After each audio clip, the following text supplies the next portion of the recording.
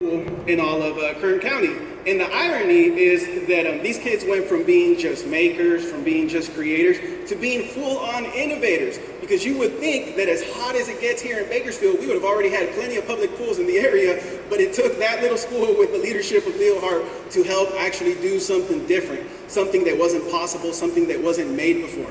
And the kids had gone from being a deficit in the community to being a full-on asset to the community. People wanted to send their kids to that little school, the school that nobody wanted built, and the school with the kids that nobody wanted. So what does this mean? And I believe this may be the most important piece.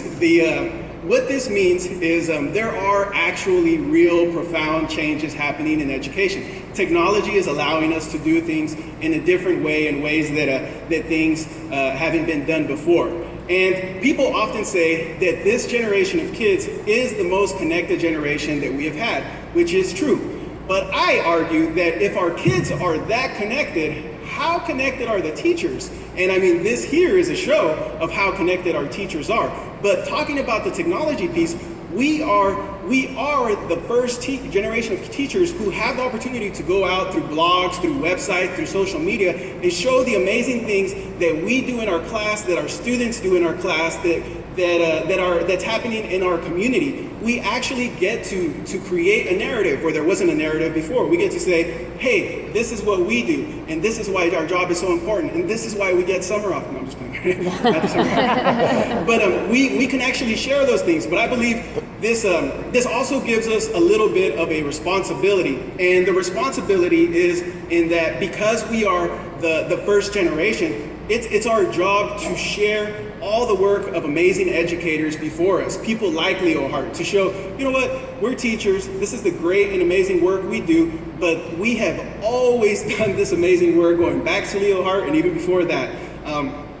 So I want to leave you with the giant that I stand on. And this is a personal one. I stand on the shoulders of my mother. My mother, she's a teacher, and she took the easiest route possible to being a teacher. She got married first, then she started a family, she had 3 kids, and then she finally got into the classroom.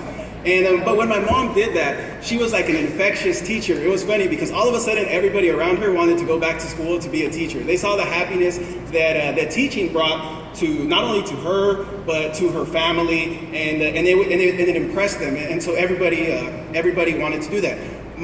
Growing up, my father would always say, you should be so lucky to have a job that you love as much as your mom loves teaching. And I'm proud to say that in my life and in my career, if I have seen further, it's because I stand on the shoulders of my mother, a woman who came as an illegal immigrant from El Salvador at a very young age and went on to be one of the best teachers in her school district. So thank you very much, everybody, and I hope you have a great year.